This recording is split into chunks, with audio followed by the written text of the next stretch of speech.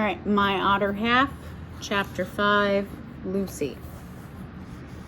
Ring, ring. Lucy's hand darted out from under her blanket.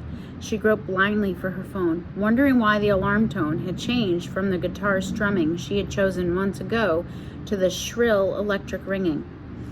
Blearily, she opened her eyes and stared at her screen. The time read 6:23 a.m., and her alarm wasn't going off. The ringing had stopped. Lucy lay there, half wanting to go back to sleep, but a sense of panic was starting to settle over her, and distantly she thought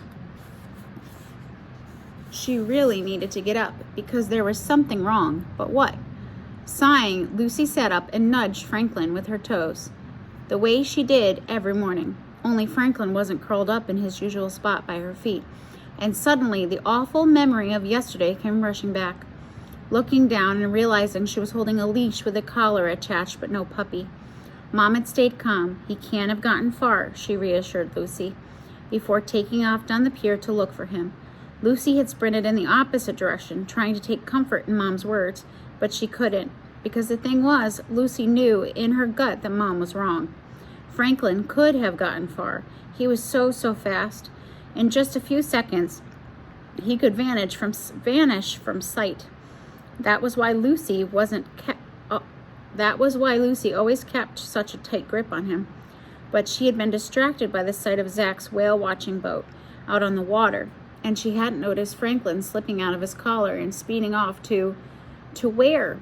Lucy and Mom had stayed at the farmer's market until the sky was the color of pink grapefruit, and the sun hovered just over the mountain peaks. They called Franklin's name over and over until Lucy's throat was hoarse.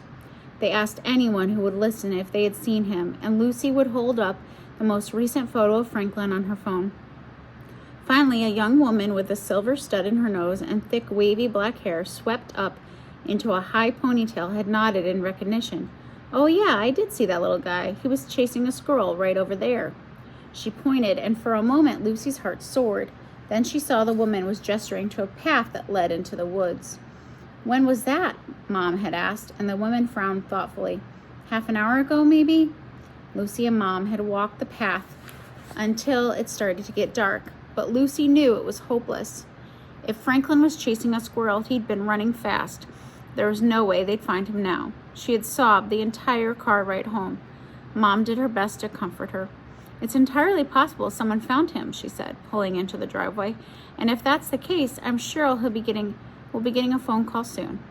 "But he's not wearing his collar," Lucy wailed, holding up the collar, which was still attached to the leash. "How will they know who he belongs to?"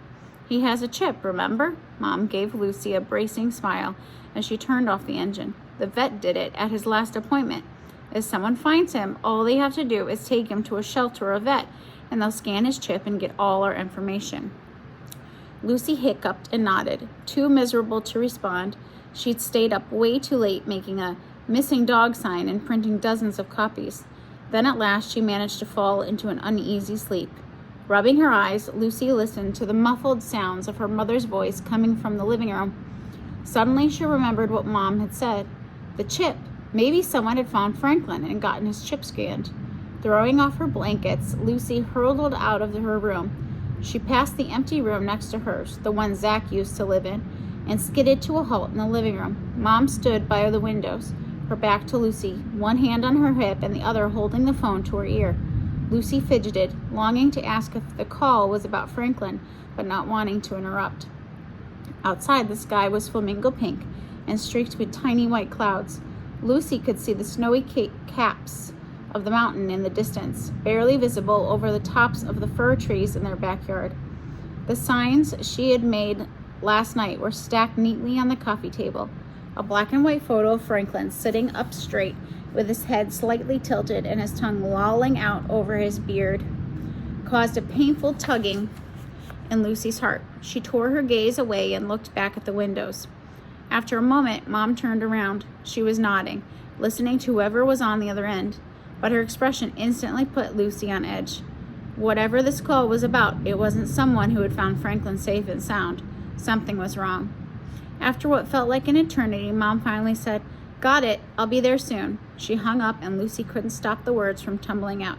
Is it Franklin? Did they find him? Oh, sweetie, Mom expressed clearly, and she hurried forward to give Lucy a hug. That wasn't about Franklin at all, honey. Relief swept through Lucy, quickly followed by devastation. No news was definitely not good news. What's wrong then? She waited for Mom to tell her nothing was wrong. Everything was fine. That was what Mom always did, unless something was very wrong. Mom sighed, pinching the bridge of her nose. That was Emily at the lab. There was an oil spill in the Puget Sound last night.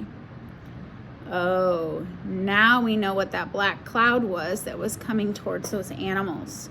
That blackness in the water was an oil spill from a boat. Lucy's stomach dropped. Oh, she whispered. She had seen videos of oil spills before, and she knew a few had happened in the Pacific Northwest. Neither so close to the home, though. Is it bad? It's relatively small, and they already have it contained. The tanker isn't leaking anymore, which is excellent, but still, there's going to be a lot of damage, and the local wildlife is in danger. Mom went on, moving into the kitchen. Lucy followed her, although she couldn't imagine eating breakfast at a time like this. That's obviously going to be our first priority. Honey, I know I promised to help you look for Franklin today, but it's okay. I understand, Lucy said immediately. Her puppy was lost, it was true, but hundreds, maybe even thousands of animals were in trouble right now. I want to help too. Can I come? Glancing up from the coffee pot, Mom smiled for the first time that morning. Oh, honey, that'd be great. The more hands on deck, the better.